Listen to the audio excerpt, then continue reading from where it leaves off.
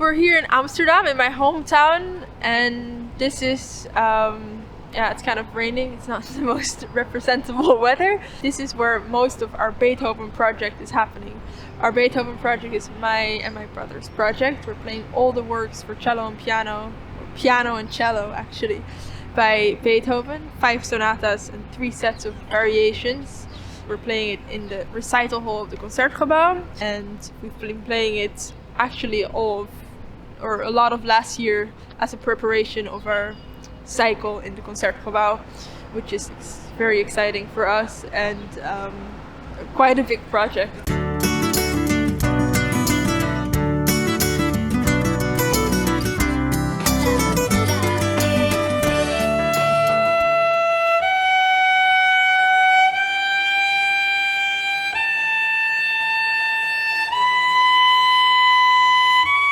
I'm here in Splendor, which is the musical house in Amsterdam where I rehearse regularly. I'm here with my brother for an open rehearsal for our Beethoven, and we're going to rehearse 1 set of variations and the 4th sonata in front of some people. This will give us more focus and a bit more excitement, and I hope we'll concentrate and not kill each other in rehearsal by having some audience and showing our audience what we work on and how we work instead of them just seeing us on stage. Ik vond het net zo mooi. Niet goed genoeg.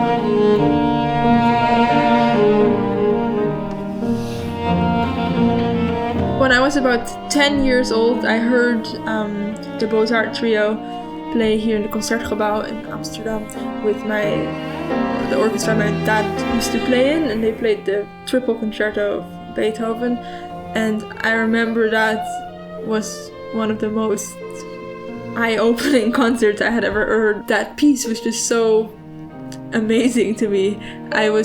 From that moment I listened to it almost every day.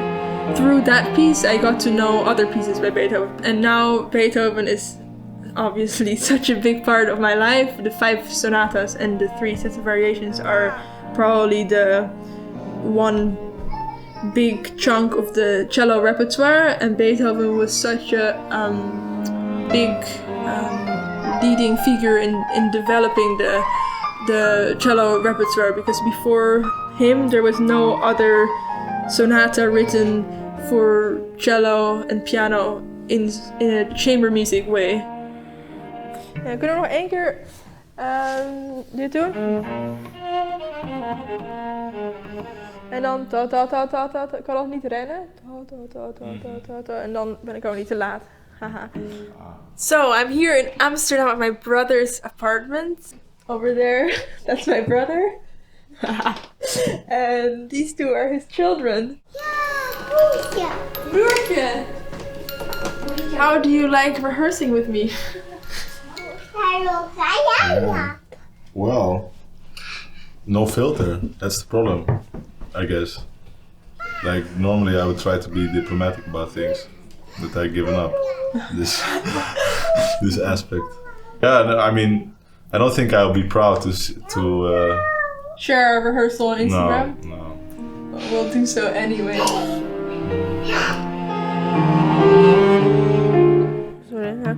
Want ik voel een beetje dat het te veel andante gevoel krijgt. Ook met de lopende 16e noot. Het raakt een beetje een soort van de... Ja. Het klinkt te lopend, niet? Of course, I'm very excited to play this project with my brother. First of all, because he's my brother, but he's a great pianist, and we've been playing together since we're very young. He's not always the easiest person to work with. I mean, he has very strong ideas, which is great, and he's very... he can express them very well. We know how to irritate each other, and yeah, that's difficult to deal with each other in a respectful way. But we're getting better at it, and You're really learning how to impress my brothers. Yeah. You're excelling. Yeah, so it's difficult, but it's also, when it works, it's really great. And right?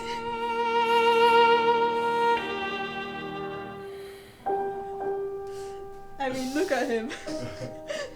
Just.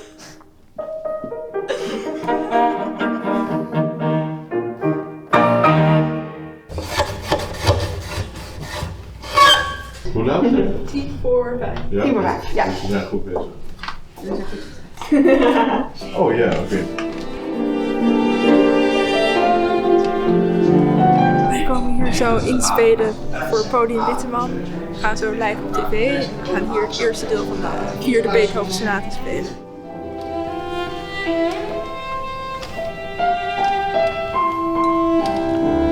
For me, the amazing thing about the sonatas, the 5 sonatas, is that it's a whole journey through Beethoven's life. It starts with early Beethoven, where he, as a pianist, would play this to earn his living, and the main role is the piano in these 2 early sonatas, and the cello kind of has a supportive role. And in the 3rd sonata, which was written in his golden period, where most of his famous masterpieces were written in that time, there you see an equal role between both instruments, the cello and the piano. And the cello starts alone with this beautiful melody, and the piano kind of adds and develops it. Zo meteen gewoon in Beethoven spelen. En Nicolas van Poucke, Beethoven. We hebben net gerepeteerd in de zaal, soundcheck gedaan, alles even goed gezet. In de droge studio moet je altijd even checken of alles gaat zoals je wilt. En zometeen ga ik de visagie in. En dan gaan we live. The 4th and the 5th sonata are late Beethoven, where he kind of broke loose from all the traditional forms, and he really shocked his audience with this repertoire.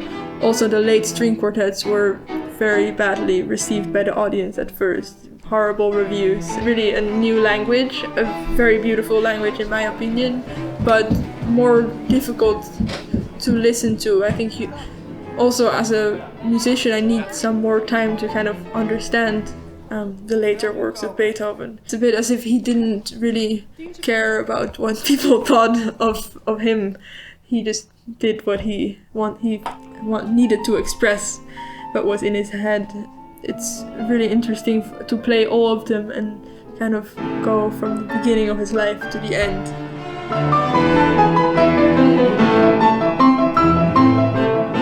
This whole past year we've been working a lot. We've been playing for different people like Alfred Brendel and my teacher Gary Hoffman. And yeah, it's very nice to have a project which you work on regularly and kind of just develops as we go.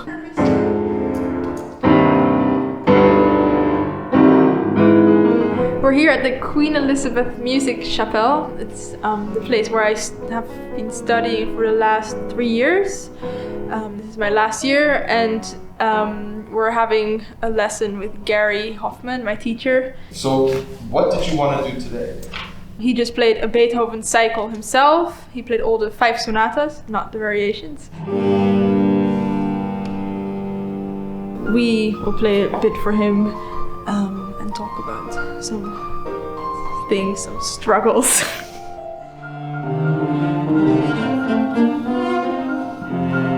If in this one has this sort of melancholy, almost sad quality, almost. I wouldn't say it's quite sad, but it's melancholy. Just something for you to think about, but I'm not sure you'll like it.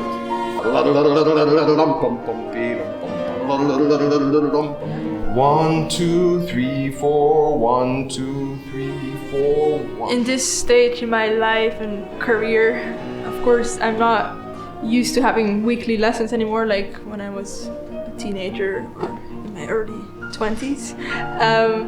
So now I usually just go once a month to have, to play something that I feel like I need to play, or that I feel Gary, with all his years of experience, could help me with. Here's my rationale. Think it, but don't do it. Yeah. You know, what can you do to make this happen? Yeah, I know. Because if I noticed it, it's probably already not too much singing, you know. Yeah. It's also interesting to see that we do certain things differently, and that it's interesting to compare, and also that he's not stuck to me doing what he says. He respects the way I play, and he just kind of tries to bring that to a next level and doesn't impose his own interpretation or own ideas necessarily on my playing. That's the French for you. Oh, look at that. That's recording. It's in English. Banned from every concert hall in the world.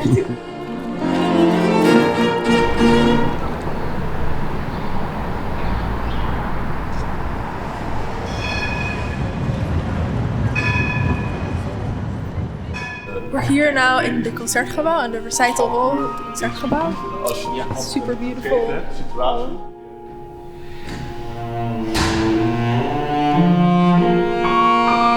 And tonight Beethoven will be with us, or actually watching us from right above there. I mean, I feel prepared, of course, I have to, and I do, but I think I don't feel done with this music when I finish these two concerts. So sure, it's something we worked for, but I think the work was almost more dear to me than the actual concerts. The concerts are just two concerts, which I play many concerts, so there are two concerts. We're not done yet with Beethoven after this project.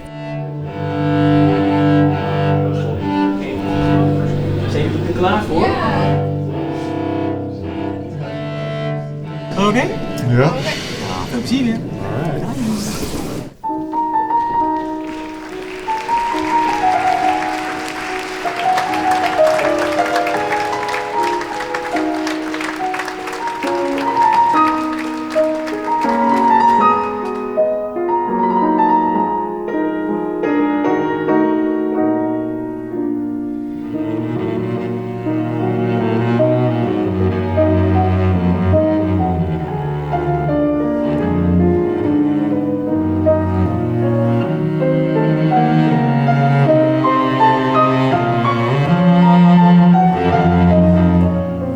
Some words I would use to describe Beethoven is raw emotion, extreme, human, probably the most human way of expressing. There's an eagerness to express in his music, which is very strong and very powerful always. And it really kind of, I have to listen. When I hear Beethoven, there's nothing else but that happening. So we just finished our Beethoven cycle. It was very intense, a lot of fun, a great experience. Doing this with my brother was really meaningful. And well, this is the end of our first Beethoven cycle with the complete works, but it's not done for us playing Beethoven. This was all the end of this vlog, and if you liked it, please like and subscribe below.